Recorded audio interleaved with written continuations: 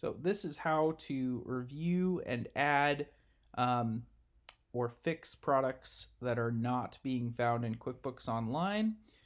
So what you do is you go down to your apps, hit QuickBooks Online, and then once you get to the workflow area, down here towards the bottom will be requires attention. Hit review. So the transaction was not created because a product was not found in your QuickBooks Online. So there's two issues that this could possibly be.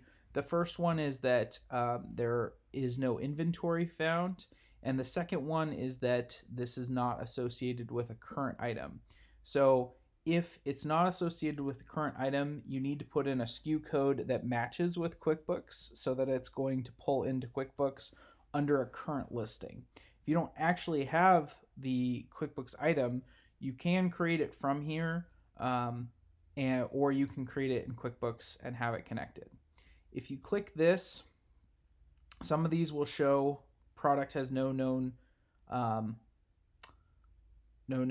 items or stock levels, right? And so that just means you need to edit that.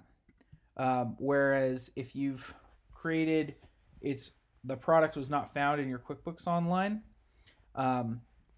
you can create a new item in QuickBooks Online, or you can try and map it directly. Products will be matched by product code or SKU.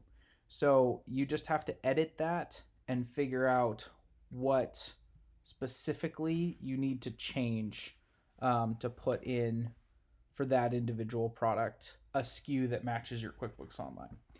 And that is how you fix everything. Let me know what questions pop up.